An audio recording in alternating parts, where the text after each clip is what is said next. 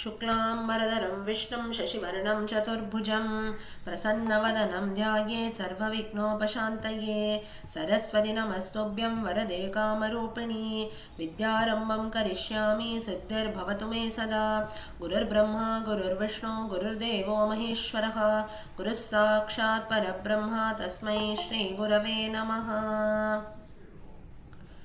So yesterday, last time we had seen till Manave Namaha, Manuhu. Next is Tvashta. Seventh Nama is Tvashta.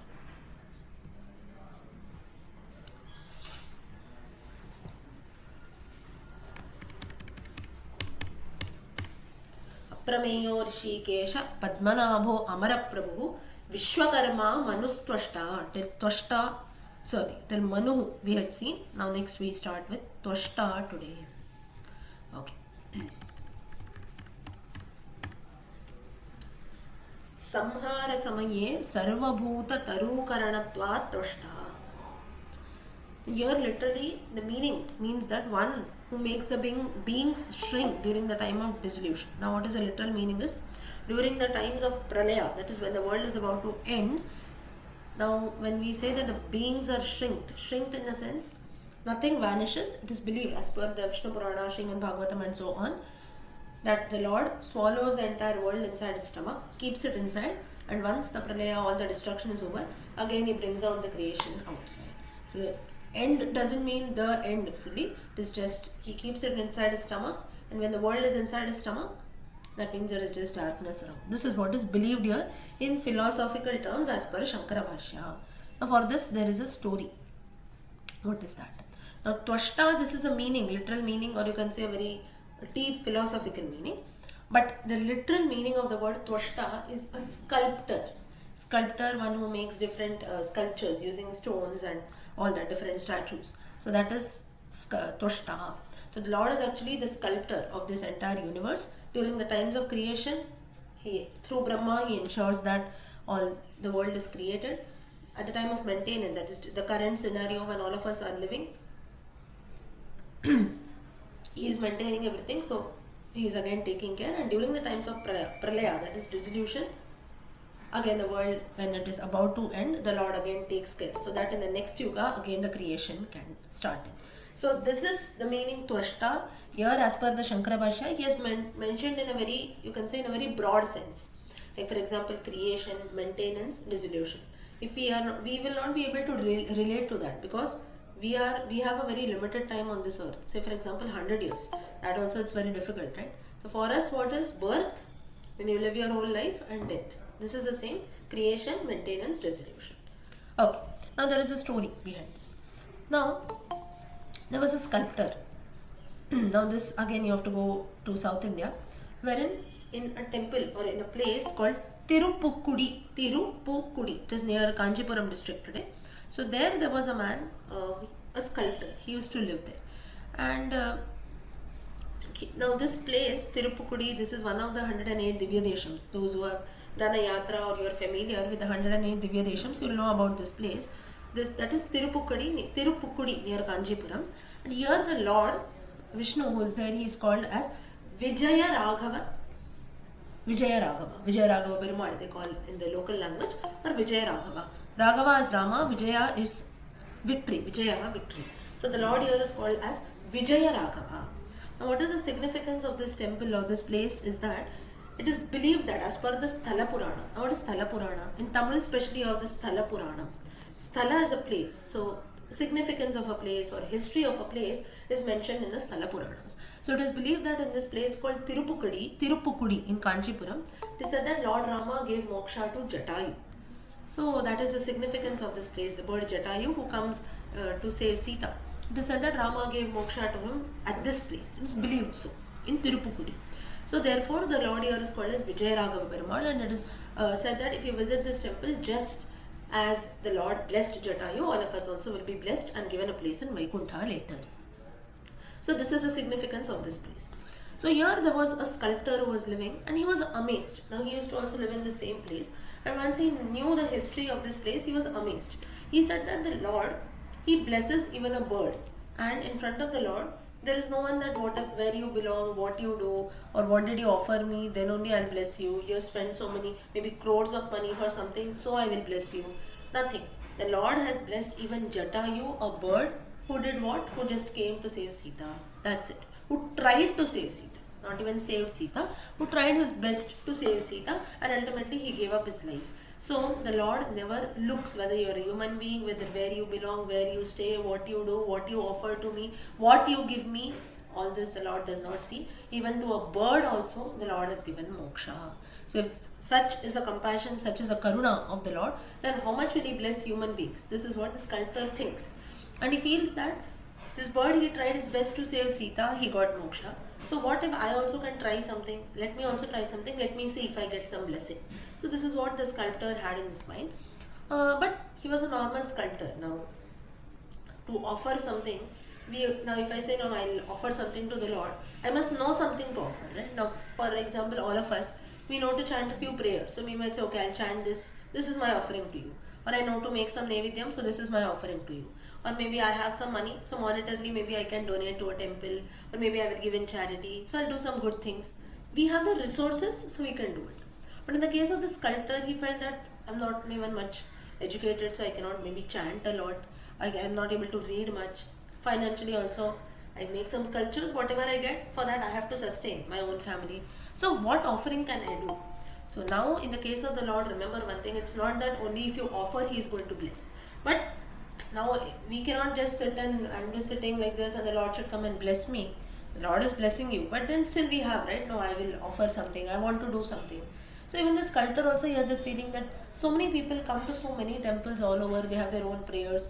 Now even today if you go to any temples, outside the temple especially, you have a lot of those flower shops, and nowadays you also get the puja items in a tray, or so you pay them some money, they will allow you to give all the entire puja tray or a puja box they give as an offering, right? So like this, why they keep, purposely they keep all such things outside the temple, so that from our house we don't have to carry anything, and then we end up buying from them, right? So it is just like an offering. Oh, here easily he has kept everything together in this puja box, I'll just buy it from him and offer it to the Lord. So it's not that only if you can offer, it's not compulsory. But still looking at that, we feel, no, anyway it is there, so I will just buy that and as an offering I will give it. So the sculptor also, he had such feelings, so I have to offer something, I have to offer something. So what he, and he was just thinking so. So person nearby, his good friend, he said that you are a very good sculptor. So here in this, especially in the 108 Divya Deshams, in praise of Lord Vishnu, you have the Kalyanotsava, the Brahmotsava that takes place for the Lord. Now especially in the months of April it will start.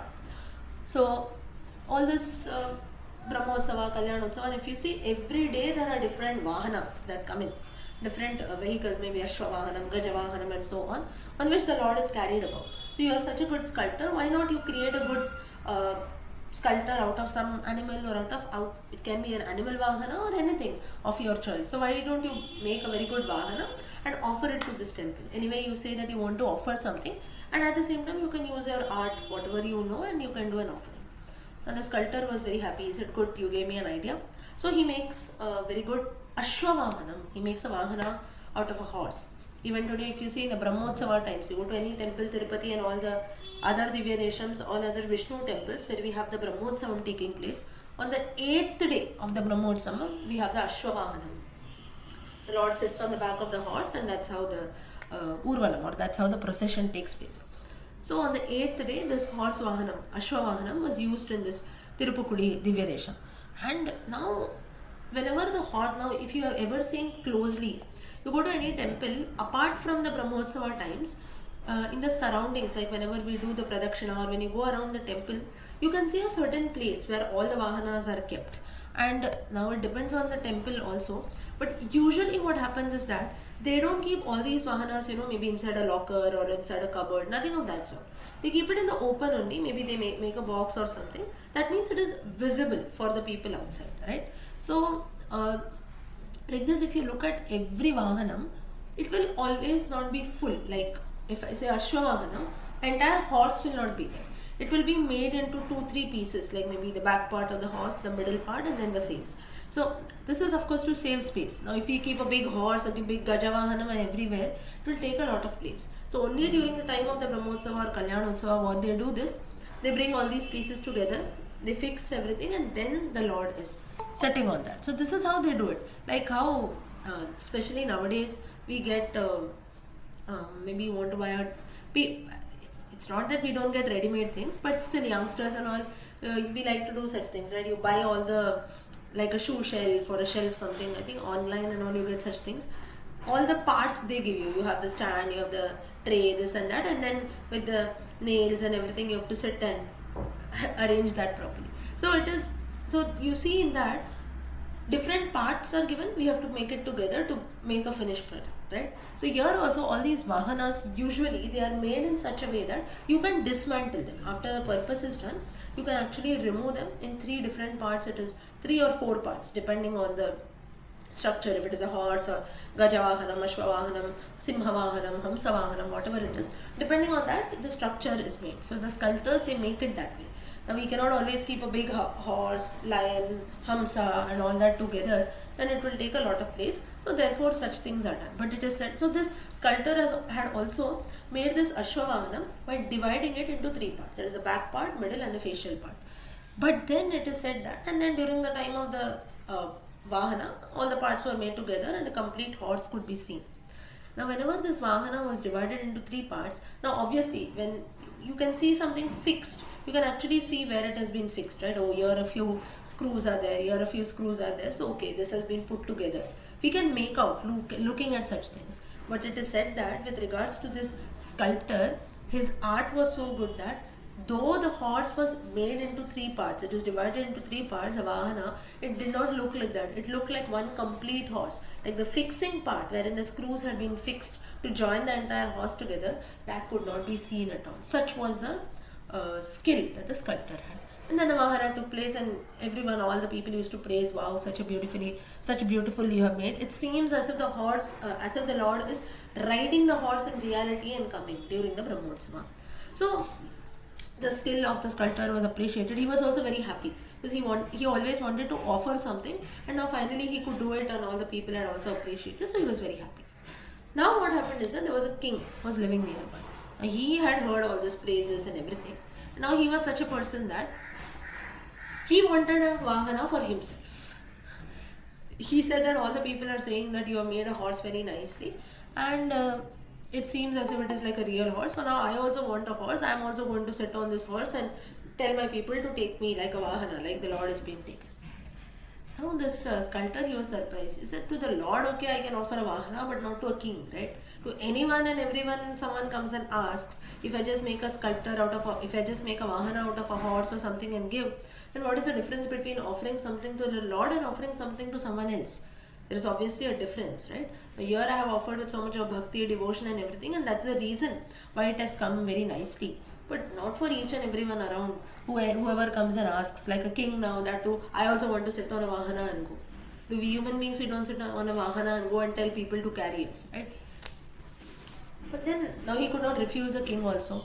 The king said, no, anyhow, you have to come. Once he told, no, this cannot be done. I do it only for the Lord as a seva, as an offering. And only with his grace, only it has come out very nicely. Otherwise, it will never come out. So you don't pester me on all this. It will not be possible. But the king does not give up. Now, kings usually, or people usually, we are all stubborn. Right? If I need something, I need it. You are no one to say that, no, I'll do it only for the Lord and all that. That means you are not a true sculptor. He tells all this. But still the sculptor listens. He does not backfire. The king orders his ministers, anyhow you get this sculptor forcefully and make him do the work. I want the Vahana of the Ashwa anyhow. Ministers go and purposely pull the sculptor and try to bring him to his kingdom. On the way to the king's palace, comes this temple of Tirupukudi, that is the Vijayaraghava temple comes. The Lord here, he prays to Vijayaraghava, saying that if I go and make the sculptor for this king, all my devotion will go away, because I have specially designed this Vahana for you as showing all my bhakti as an offering to you. But this king now, for his selfish needs also, if I do that, then what is the difference? It is of no use. Whatever offering I make to you will become of no use. Therefore, you ensure that just as you, now there is no other option, I tried convincing the king, just as you gave moksha to Jatayu, if my devotion is true, you must give me moksha also. Listening to this pleas of the sculptor, it is said that Vijayaraghava Perumal gave moksha to this sculptor also on the way there and then. The king, of course, king and his ministers did not realize this. Moksha, there only the sculptor passes away and directly ascends to Vaikuntha. To the kingdom the sculptor is brought, they are shocked to see that the sculptor is dead, he is no more. He had been given moksha by the Lord. So, through this story, what we understand is that Twashtre Namaha, Twashta literally means a sculptor.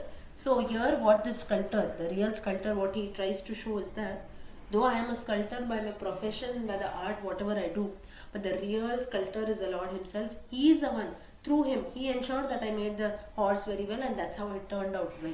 I am just an instrument, or I am just a medium that is there. So that is the reason why anyone and everyone comes and asks, you make a sculptor, you do this, do that. I will not be able to do that. So therefore, Twashtre Namaha, if we also chant this Nama, people especially who are good in fine arts or drawing, craft, all the sculpting, creative activities, you will achieve excellence there. This is one reason. And the same, this Vijayaraghava Perumal in the Treta Yuga, he gave moksha to Jatayu. In the Kali Yuga, he has given moksha to this sculptor. This is what is the belief. And even today, if you go to Tirupukudi, the locals will tell you this story. That is what they believe in. So, Twashtre Namaha, if we chant, one is excellence in fine arts. Second Palashruti is whatever we do in life, pride comes in. Now, say for example, if I am talking about the Vishnu Sahasranama, I am telling you the meanings. Maybe out of 32 people, few of you might be knowing it, or even every one of you might be knowing it. But still, only I am talking, right? So I will have this pride in me. No, I only have this maybe ability or something to tell you the meanings. And everyone is listening to me. The remaining 32 people are listening to me. I am only speaking here. So here, if this pride puffs in, next minute it goes waste. What if it is only through the Lord's grace that I am able to talk, right? What if suddenly, no, I lost my track, I'm thinking what to speak next, what is next, no, I don't remember this, I don't do this, right? How I don't do this, here I cannot be proud saying that no, it is just my skill that happens. It just takes 1 minute to get distracted, right? So then if we think very, very closely, for each and everything that we do, the Lord's grace is very, very important. And to the sculptor had realized this, and through this Nama, Twashtre Namaha, it gives us a sense of realization that 99.9% you can praise yourself, saying that I have done this, I have done that. But 1%, the Lord's grace is needed. If that is not there, everything can go waste. Things can turn topsy-turvy.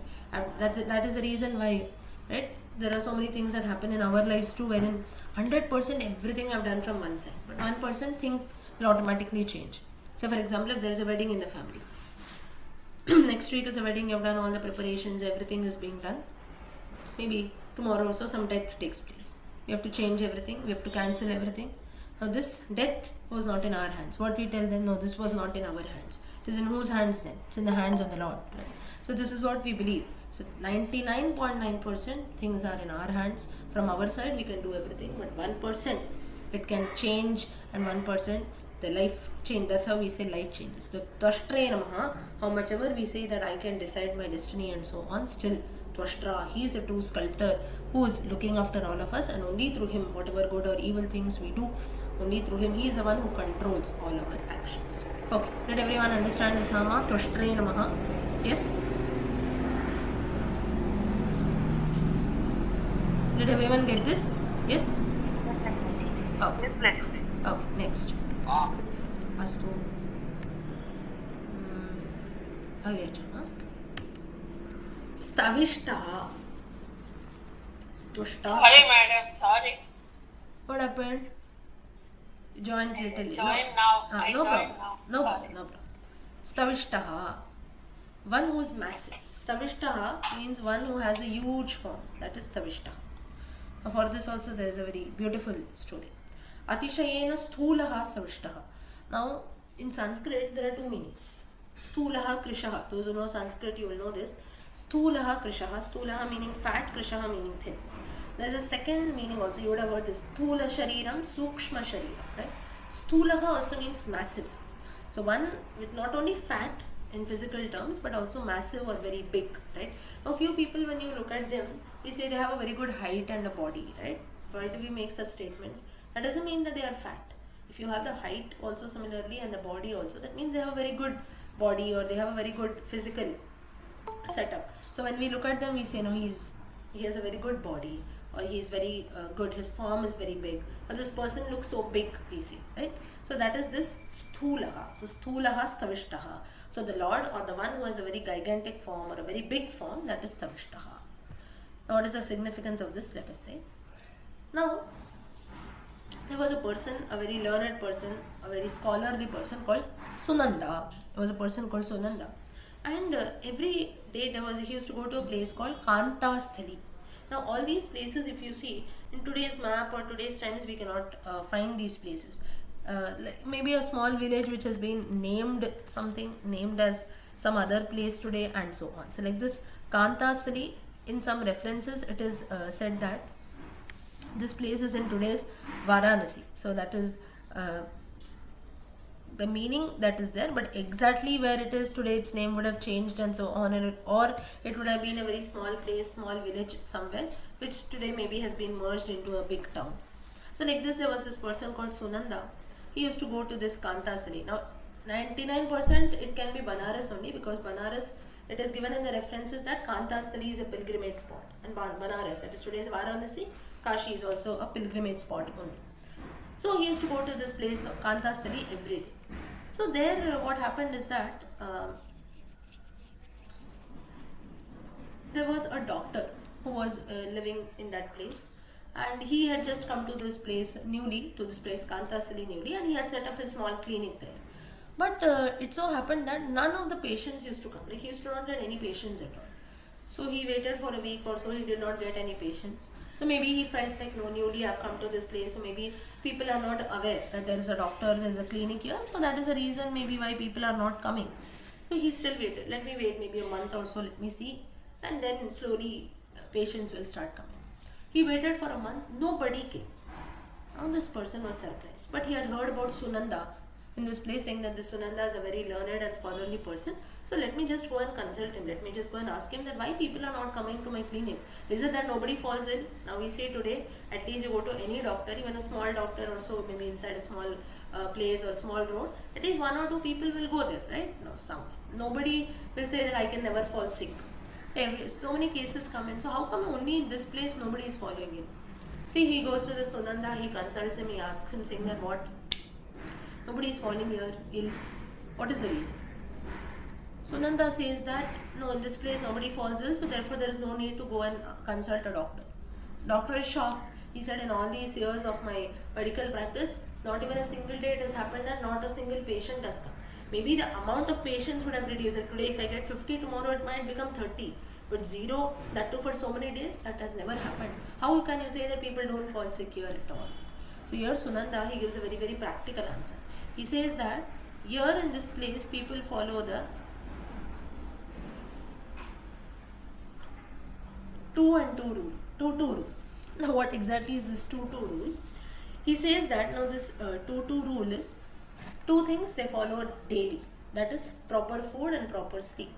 Now all this has been mentioned in the Vishnu Sahasranama, and that is the reason it is said that for curing all diseases, Vishnu Sahasranama has to be chanted. It is not only the mere chanting of the namas, but even a lot of daily life, or what we must practice in daily life, that also has been mentioned here to have a very good healthy life. So 2 and 2 rule we follow very, very nicely. Sunanda says, what is the 2 and 2 rule? Doctor says, no, I don't know any 2 and 2 rule. Sunanda says, you have become a doctor, you don't know this rule? Said, no, I don't know this rule. If you want to tell me your illness, I'll prescribe some medicines and give you. More than that, I don't know anything. Sunanda says, every day, daily, 2 things all of us we practice here properly. That is proper food at the right time, and we sleep at the right time. So sleep and food, both these things we follow properly. In a week, daily we do this. In a week, he says that twice I go to the temple. This again I follow. So daily 2 things I do, proper food, proper sleep. In a week 2 times I go to the nearby temple. Every fortnight, that is twice a fortnight. Once in 15 days, what I do is, I take a oil bath. Now many people, I don't know nowadays who does it, but at least a few years back, oil bath. We had this practice of oil bath on a Saturday or so, that is what is done. So oil bath, that also I take place. So in a fortnight, I ensure that weekly once you can consider, or in a fortnight, at least once I take a oil bath. People take an oil bath.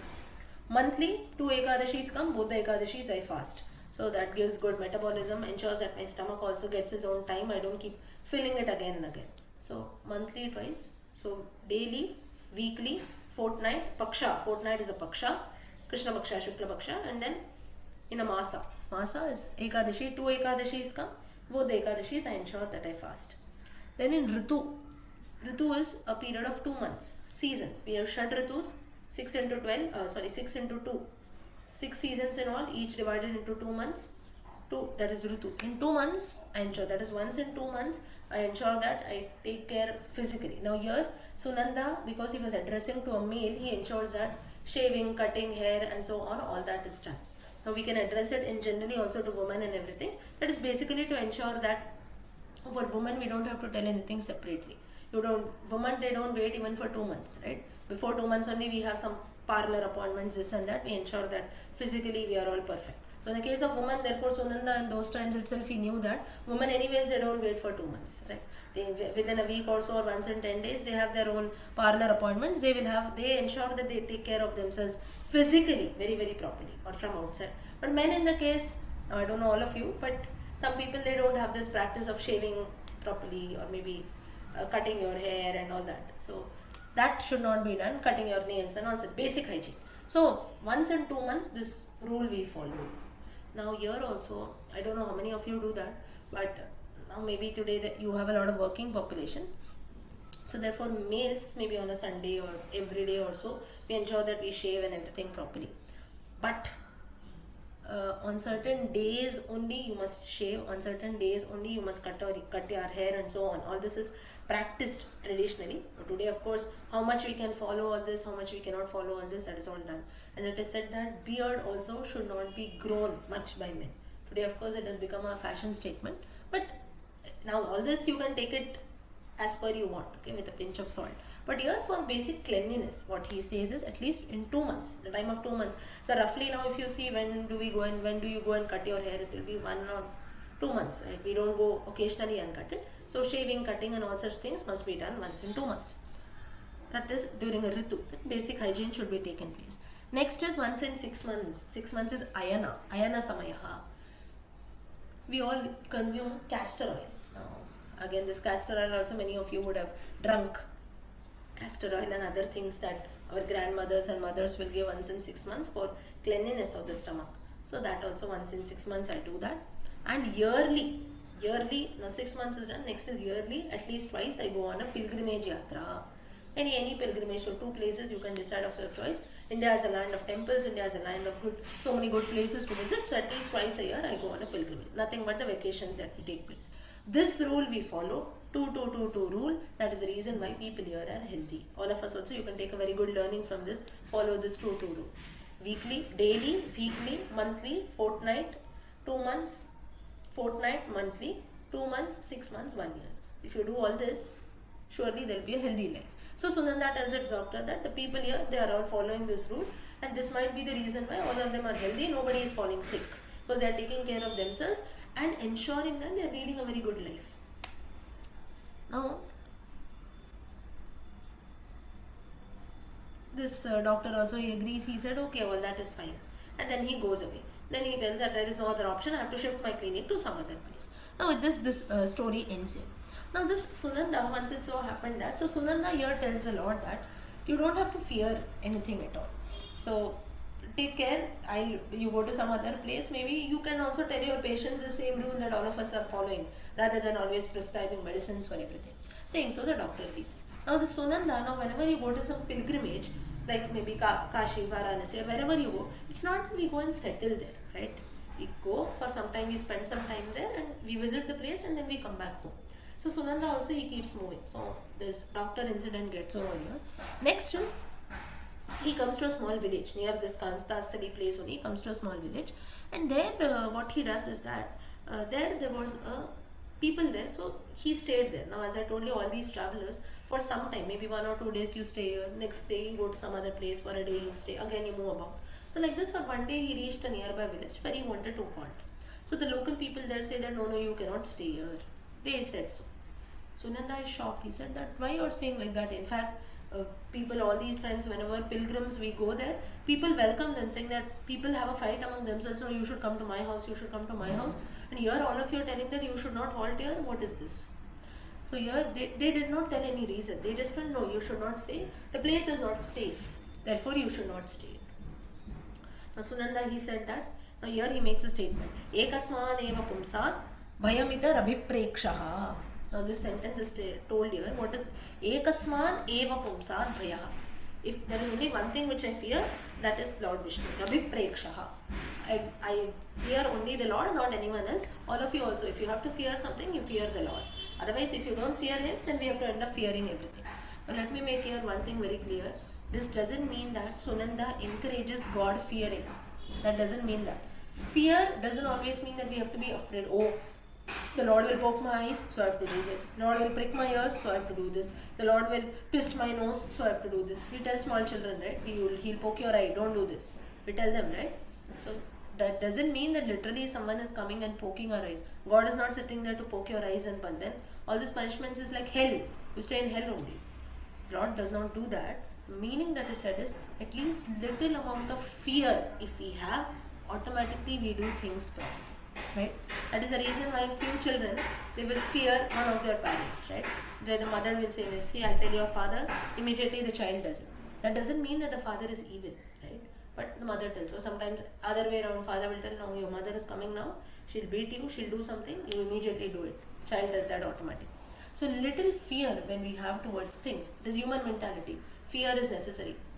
When you go in a workplace, all of us, what we do is now automatically the behavior changes. Today if the manager is coming in, all of us are very, very nicely we're sitting. If the manager is on leave, everyone is moving about here and there, nicely enjoying this and that, right? So this is our attitude changes. It's not that we are evil or the manager is evil. Nobody is evil or wrong in this, but that little amount of fear, you can consider here not fear but as respect. Because someone is there looking over me, or I have that attitude that, oh, he will tell me something, I have to come. Right? So this is the meaning of your fearing. That is ekasman eva pumsat bhayamita abhiprekshaha. This is what Sunanda tells you, saying that little amount of fear if we have towards the Lord, this fear again, make it very, very clear. It is not God fearing, God friendly only, but still we must have respect. Overly if we are friendly with people, we will lose our self-respect. So something that we boast about today, self-respect and all that, same thing has been mentioned. So Sunanda here tells that no, I don't fear anything, I will live happily, don't worry. All the villagers say, now we have told you, you can decide what you want. Now next day, Sunanda, he comes in the morning. All the villagers are surprised looking at Sunanda. Sunanda said, what you are surprised? Yesterday you told me don't stay, and today I have stayed the whole night, and in the morning you are seeing me, you are surprised. What happened? So now the villagers say that here there is a Rakshasa. It's called as Bhima Mukha. Bhima Mukha, this Rakshasa, whoever stays here, he comes and he gobbles them up. At night time, whoever stays inside the village, some outsider stranger comes, he goes and he gobbles the person up. He eats the person up. How come you have come back alive today? So this was the reason why we told you yesterday not to stay in this place. You did not listen, you stayed, but you have come back alive. They all come and follow the feet, saying that, who are you, who are you? Now here, saying so, all the people, they follow the feet and they go away. So Nanda is surprised. He said, no, I didn't see anyone like that. Nobody came near me, and he moves about. Now who was this Bhima Mukha? Bhima Mukha, earlier it is said that he was a wrestler who had got this form of a Rakshasa. I'll tell you how that later. So now the Sunanda, he just passed about saying that now what people, villagers, they have this thought we don't. Now even today, I'll give you a simple example for this. You go to some rural place or something, or even in all our houses also, you will have some person like that, maybe a grandfather, grandmother, whoever it can be. They will always believe in, or they will tell you those ghost stories, right?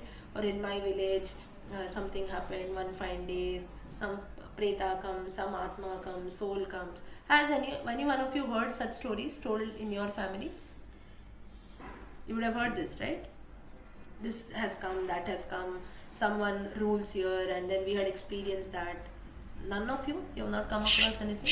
Yes. Come across. So someone comes and tells, and then we don't believe them, but then still we don't sit and argue saying that such things don't happen, but then still they will tell, no, this has happened, that has happened, it was a miracle, all this. So like this people, so Sunanda took it that way, saying that maybe they would have experienced something, so the people are telling, and then he went on. So then one more person comes there in front of the Sunanda, and he tells that, how come that Bhima Mukha did not come and eat you? You're also a normal person, right? So who are you like that? So he comes and approaches. So then here Sunanda, he tells her, why should I fear something? Every day I'm chanting the Vishwarupa Darshana Yoga. That is the chapter 11. That is chapter 11 of Srimad Bhagavad Gita. Those who know, you can make a note of it. So there is no point of fear at all. Wherein I remember the Vishwarupa Darshana of the Lord every day. So I am just chanting that. Now this person who had come in front of Sunanda was none other than that Rakshasa Bhima Mukha. So Bhima Mukha realizes that. Now Bhima Mukha every day what he used to do is, a person who stayed there at night, he used to come and he used to eat this person up. But he could not eat this Sunanda. He never felt that I should go and approach him and so on. What was the reason is that this person, Sunanda, used to recite the chapter 11 of the Gita every day as a part of his daily prayers and worship. That is, he used to remember the Vishwarupa form of the Lord every day. And because he was doing this Rakshasa Bhima Mukha never felt like even going near Sunanda, because he was remembering the Lord all through it every day, day in and day out. So therefore, this Bhima Mukha, he comes and he tells Sunanda, I am only the Rakshasa Bhima Mukha. Now, so what these villagers are telling is reality. I come here, I eat all the people, but looking at you, I never felt like that. Sunanda was shocked. Sunanda said, why you didn't feel like coming near me and eating? And how come, why are you eating people? So it is said that Bhima Mukha tells a story. As I told you, Bhima Mukha was a wrestler earlier. So once it so happened that there were some fights that were taking place between people. Something evil was going about between people. 2 or 3 people were fighting. This Bhima Mukha was also present there. But he was just sitting there and looking. Now this fight and arguments was taking place. A few people were troubling sages who are doing penance and also sacrifices. So a few, you can say like negative elements, they were of the society. They were coming and they were troubling the sages. And this Bhima Mukha wrestler was also very much present there. In spite, now wrestlers we know they are physically very strong. So in spite of his good physical bodily strength, this person was just sitting and standing without doing anything. The sages saw that. Sages gave him a curse, saying that you have not done anything wrong, but if you see something also doing wrong and you are not doing anything for that, that is a mistake more than that. Therefore, we punished you that you will be turned into a pishacha who has to eat people in order to live a life. And that's how this Bhima Mukha got a curse from a sage. That's how he turned into this such a demon, or you can say a devil who has to gobble up people. So now Sunanda, so this Bhima Mukha, he comes in front of Sunanda and says that please, you only suggest me a way wherein I can be freed of this curse. Even I don't want to eat people like this every day and cause a lot of fear and trouble. So then Sunanda, your advice is that you also chant this name of Stavishtaha. Stavishtaha meaning one who has a very big form, Vishwarupa Darshana, gigantic form. And you also chant this chapter 11 of Srimad Bhagavad Gita every day. No evil elements or no evil Shakti will come near us. So therefore, the Bhima Mukha, he chants that, and Stavishtaya Namaha, this Nama also he chants, he is freed from his curse, and that's how all the people, everyone, they live happily. And Sunanda also, he proceeds for his yatra ahead. So the Nama, the Parashruti of this Nama, all of us also, if we chant Stavishtaya Namaha, we will also be freed from all kinds of negative energies, negative elements from the society. Okay, so did everyone understand this Nama? I know this Nama was very big. The story was quite big, but did everyone get it? Yes? Yes. Okay. Stavishtaya Namaha. Next.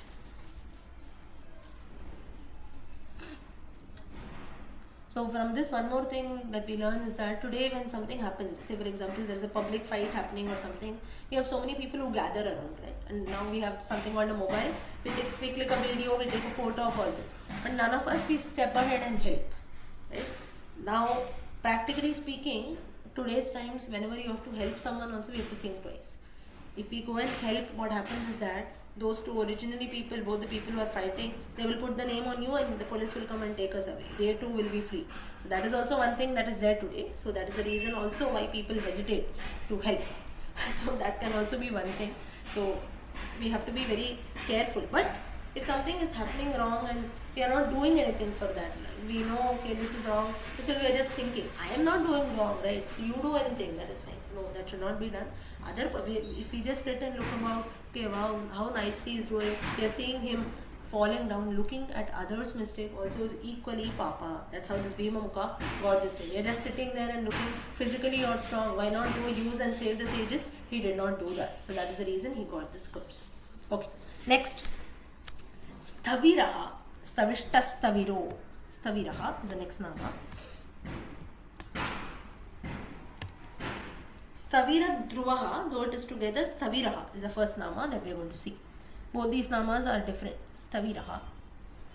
for this Purana Staviraha, Sthiravad Dhruvaha. That means Staviraha is literally being ancient.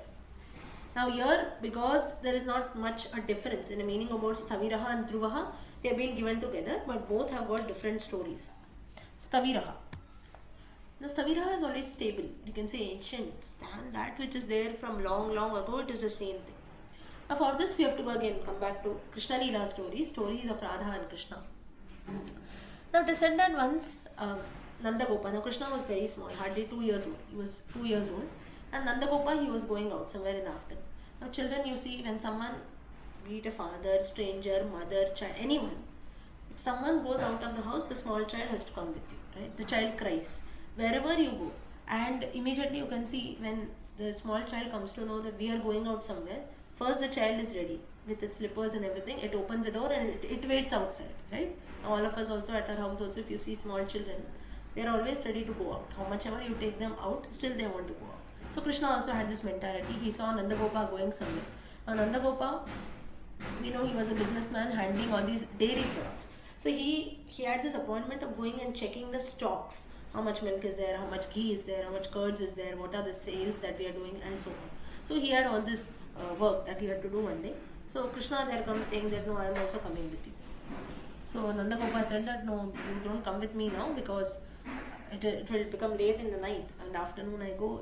If I take with you, I will not be able to finish my work because I have to take care of you. You're just 2 years old, and at the same time I have to manage other things also. I have to go far, so it will become difficult for you to come. Is difficult. So like this, he tells Krishna everything, but the child does not understand. He tells that no, anyhow I have to come with you. So then now who will take care of Nanda? Now Nanda Gopa finally agrees, saying that okay, you come with me. Saying so, he lifts Krishna, he carries Krishna, and he tries to go out of the house. At that time Yashoda comes there. Yashoda tells, no, you don't take this Krishna alone with you. You're irresponsible. You will go and you talk with someone, or someone will come and approach you. You go and check the stocks. At that time you will keep the child somewhere. You are very irresponsible. So you don't do that. I cannot leave you alone with. I cannot leave Krishna alone with you. This is what she tells.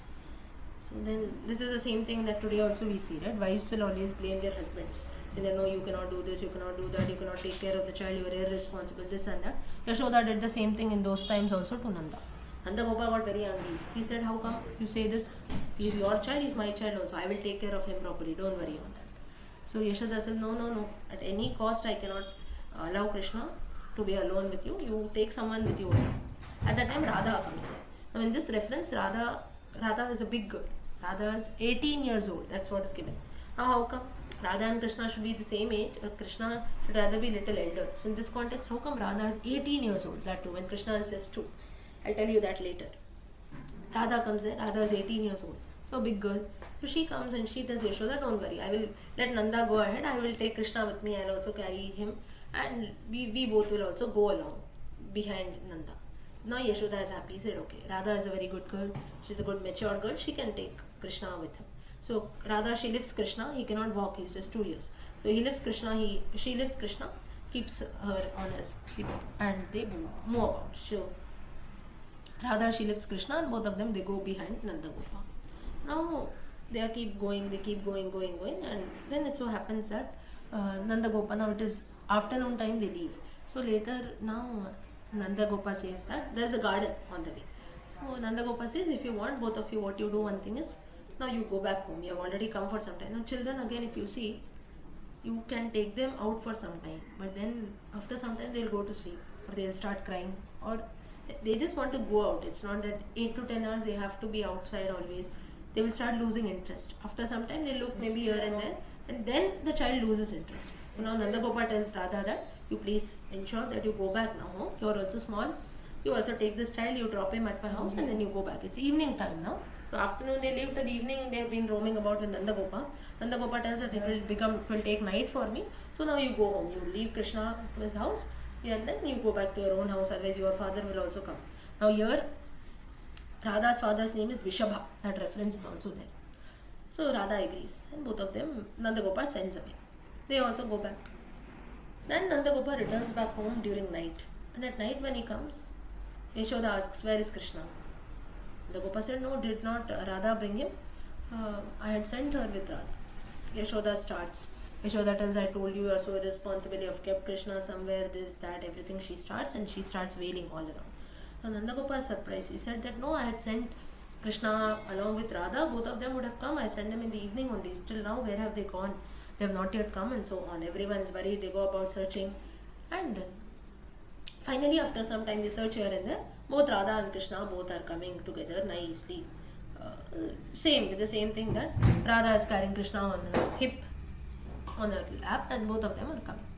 So then everyone asks, Nanda Gopal asks, I told you to go in the evening only. Where are you? Till now you have not gone. You did not reach home. What happened? So then Radha tells that, no, there was a garden nearby. So then both of us, we went inside, and then Krishna, we felt that we'll play a little in the garden. Lot of flowers, fruits, this and that. Lot of children were also there to play. So we were playing there, and that is the reason why it got late. So Nanda Gopal said, okay, whatever it is, fine, let it be. You have played and everything. Now at least you have come home. Now please, you go home to your house. Otherwise, now Vishaba. Now here, there, Radha's father Vishaba had also come. Where is my daughter? So late it has become, and so on. So he also comes and shouts at Nanda. So then he says, whatever happens, let it be. Now you ensure that you go to your house also. Krishna, everything has come back. So let us now not worry about where they went, what they did, and all that. So finally, both of them, they come back home. Now, the story is that it is said that when they went inside the garden, Krishna automatically, he changed his age. From the age of 2, he was a 2-year-old child, he became 20 years old. Radha remained the same, she was 18.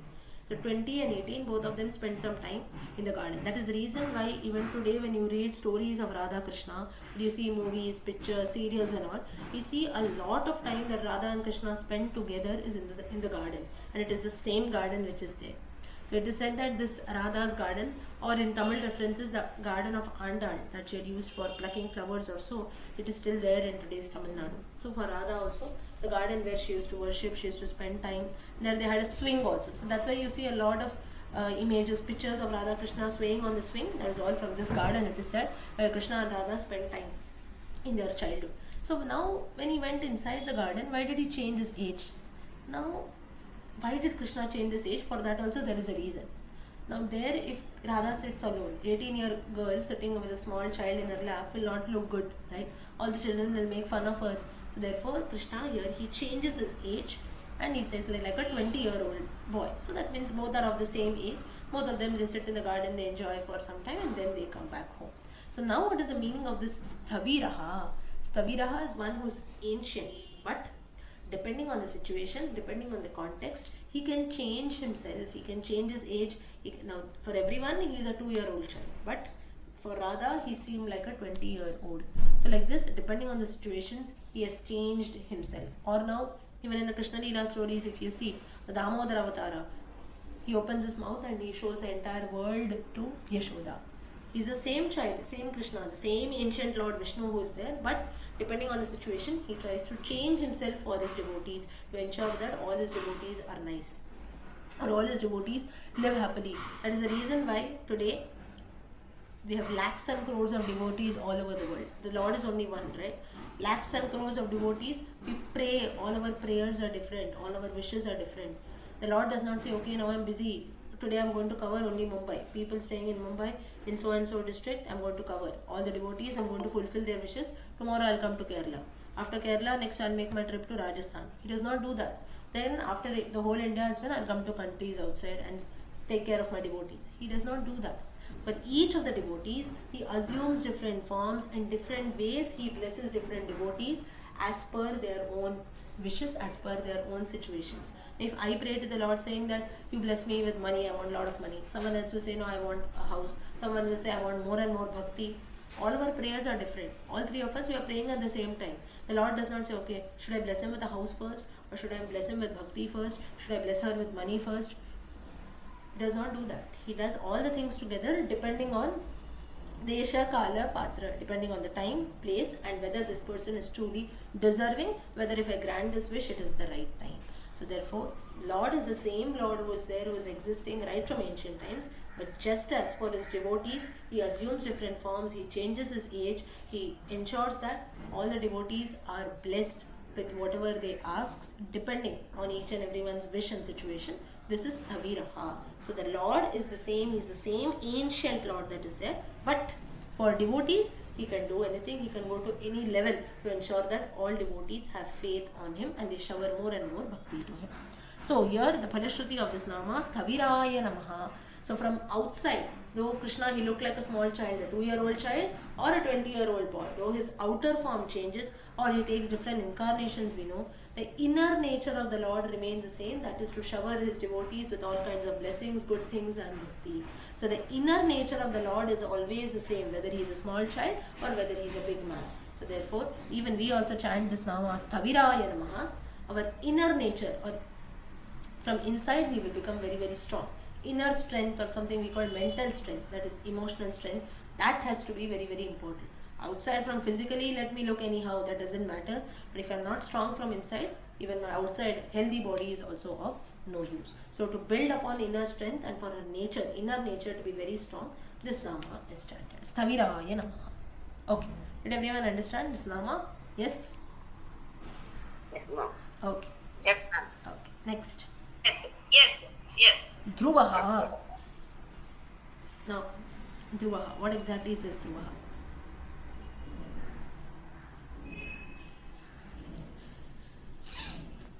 Stavishto, Staviro Dhruvaha, Dhruvaha. Now here we have to go to Vasishta. Now once it so happened that, Dhruvaha, what is the definition? Staviro Dhruvaha ityekam nama savishanam. Dhruvaha is meaning firm. That is not changing our attitude at all, being firm in whatever we do. Now Vasishta, once it so happens that he wanted to worship Krishna as Damodara. Damodara is a form of Krishna when Yashoda ties him to that mortar, and that is the Damodara Avatara. So this Damodara Krishna usually is made up, or Navanita Krishna we say, Damodara Navanita Krishna. That means the whole Krishna is made up of Navanita, it's full of butter. So Vasishta, with lot of pains, he had made Krishna full of butter. He had made an idol of Krishna full of butter. And it is said that that butter used to never melt. If we make something of butter, obviously after some time, due to the climatic conditions, weather and everything, it is going to melt after some time, right? But here it is said that in this case it never melted only. So now everyone is shocked. He said, how come this is not melting? So once it so happens that, so Vasishta, he had a lot of devotion on Krishna, and then he used to worship this Krishna. He had made that butter Krishna from his own hands. Now if we make something from our own hands, even if it be a small thing, we feel very happy, right? And then we ensure that nothing is done to it, no harm is caused and all that. So here also same, Vasishta also was very cautious about the idol that he made. And once it so happened that a young boy, a young child, he comes and he steals this idol of Krishna and he runs away, of this Damodara Krishna, and he runs away. Vasishta is so angry, Vasishta also starts running behind. But Vasishta is an old man, old sage, he cannot run behind the small boy. But still somehow he puts in efforts and he keeps following the boy. Wherever the boy went, he also goes around. Now what this boy does is, after he seems that okay, there is no other way, Vasishta is not going to stop, however it is, he is going to continuously follow and run behind me. So what he does is that, he eats this entire idol. Idol was made of butter, so he can eat it. The child ends up eating the idol. Vasishta is shocked. He loses his senses. He says, how can you eat Krishna? It is an idol full of butter. How can you eat that? Then the boy vanishes, and in the boy, instead of the boy's form, Vishnu gives their darshana in the form of Vishnu Damodara Narayana. Now, there is a temple in praise of this in today's Tirukannamgudi. It is also one of the 108 Divya Deshams near Nagapattinam district in Tamil Nadu. You have this Tirukannamgudi. There you have a temple here. It is one of the 108 Divya Deshams, and here the Lord is called as Damodara Narayana. It means the butter form of Narayana, which Vasishta had made. So there the boy vanished, and instead of the young boy was none other than Lord Krishna himself, who had stolen the idol and he had eaten up the idol. There he gives darshana to Vasishta, saying that this is my form of the Lord. The entire Vishnu's form with 4 hands, Shankar, Chakra, Kamalam, Gadha and all that. So that form is called Damodara Narayana. Vasishta was blessed. And now Vasishta asks that, why did you steal? What was the reason for stealing? For this, Krishna tells that, now you have made the idol of butter. Till now that butter is not melted. But the nature of butter is that it is going to melt some other day. So if the butter, if it melts, then my lord, my idol will vanish, right? Now the butter melts, you have made me full of butter. If it starts melting, everything will go away. So therefore, what will you worship then? It will change, right? The form of the butter will change. It will become again ghee or something. It will become watery. Again, you have to make it butter, put in efforts and so on. So therefore, I did something that I did not want this to happen. I knew that you don't want your butter idol to be to melt. So therefore, what I did is I ate up this whole idol. So inside my stomach, that butter is always there. So now nothing will happen to your idol. It is safe inside my stomach. Vasishtha says all that is okay, but then how can I worship you now? I need to see you, right? I have made this to worship you. So then Lord says, now I have given you this darshana of Damodara Narayana. You ensure that you have this form only of the Lord in front of me. You keep this form of Narayana with 4 hands in front of your eyes, and you worship this form every day. So Dhruvaha, here how it means is that Dhruvaha meaning no change at all. So to make this point true, butter by nature is going to melt after some time. But Krishna, he did not want Vasishtha's this wish to go false. Vasishtha wanted that this butter idol of mine should never melt. But butter, the nature of butter is to melt. But to ensure that his devotees' wish should not be made false, what Krishna, he did this leela. He did the small leela of gobbling the entire butter idol, saying that your wish is also true, at the same time I am not disturbing nature also. Your butter idol is safe inside my stomach. I have eaten it up, I have swallowed it up, but at the same time, little it's going to melt. But even if it melts also, it is going to merge in me only. I am only the same Krishna. Therefore, literally it means that your butter has not melted. Even if it has melted, it has merged inside me only because I have swallowed it. So your wish is also true. At the same time, I am not disturbing the rules of nature also. So therefore, through this, Dhruvaha is something meaning that no change. Dhruvaha is something which is being very, very firm. Whatever it is, that has to be there. Just because I want something, I cannot change the rules of nature. At the same time, I cannot change the will of my devotees also. So this Dhruvaya Namaha. So here, this is how Lord Narayana in the form of Damodara Narayana gives darshana in this Tirukannangudi district. Tirukannangudi Divyadesham. Even today, if you go and visit this temple, you will have this Leela, this story of Vasishtha and Damodara Krishna that is told there. We also, if you chant this Nama, Damodaraya Namaha, Dhruvaya Namaha. If we chant this Nama, there will be no change in us also. Now, what is no change in us? Saying that we will not have to make a lot of changes, or we will not, like, for example, to achieve something, we put in a lot of efforts. Now, say for example, I want to say something. I'm going to tell you the meaning of this Dhruva. But then I feel that this Dhruva, this story that is there, is a bit confusing. Or maybe let us take the previous Nama, Stavishtaha, to such a big story of Sunanda. So I feel that no, I'll put some changes here and there, and I'll tell the people what they are going to know, as they're going to say and study. If I have this thought in mind, that means I've changed the context completely. I've told you a very wrong meaning, right? So therefore, what I did is, I told you a very wrong interpretation. You all took it in a very wrong way. And then we have changed completely, we have changed the meaning of Vishnu Sahasranama, which is going to cause evil. I'm just giving you one example like this. Like this, we put in so many changes or unnecessary changes, which later will lead to troubles. Like for example, in the case of butter that Vasishtha here composed, he had made that butter is going to melt any day because that is the nature of butter. So here what the Lord tries to say is, you cannot change things which are there. Whatever is there in your hands, you try to change. But we cannot go and change nature, right? I'll give you a very simple example for this. Today what we do is, in big cities, we cut off forest, trees and everything, and in that we build big buildings and residential complex, this and that. And then you have so many animal attacks and everything coming in. Reason because we have changed the area. We have brought in changes which are not needed. Or in marshy areas and all, we build houses. And later it leads to problems. You have animal attacks, leopard attacks, or marshy areas. You have built a complex also, then everywhere the land, during rainy season and everything, there are a lot of problems that comes in. That is because things that are there by nature, it has to remain there only. There, if we bring about changes, it is going to lead to our own destruction. So therefore, Dhruvaya Namaha meaning being very, very firm in what we do. That can be, like I give you all these physical examples of maybe building a building or something like that, or even mentally and emotionally also to being firm. If I have decided to do this, I will do this. I'll ensure that no other change comes in. People will try to change me. Again, you take this example, Vishnu Sahasranama. Why you are listening to all this Vishnu Sahasranama? It's okay, 1 hour why you are spending in this. Instead do something, or maybe you sleep something for some time. Today is Saturday, you can enjoy. or you read the newspaper, watch TV, and do anything. Why you're wasting time? Four people might come and tell you. But still you being firm, no, I like the class, I know it is interesting, I want to know the names of the Lord, I want to know the significance, I want to know the story behind each names, therefore I'm listening. So this is the second Phalashruti saying that to be firm in whatever I do, let anything happen, no change will be seen in me. I will not be influenced by anyone telling that. Now this, how much ever people say that I'm mentally strong, let anyone tell anything, I will not change at any cost. All of us we post, right? Then in the end we don't even realize how we changed. Maybe 10-15 years later we later, I don't know how I changed, but I was never like this. We tell these statements, right? I don't know what happened, but today I'm in a very bad state, or I regret why I was here. There should be no regrets at all. So to be free from regrets is a Phalashruti of this Nama. That's to be firm. Let anything happen anywhere. How much ever we decide, still we don't know how things come and influence. Today if I am telling you something, okay, today if I am telling you the meanings of Vishnu Sahasranama, tomorrow also it should be the same thing. For that we must pray Dhruvaya Namaha. So this is the significance of this Nama, Dhruvaya Namaha.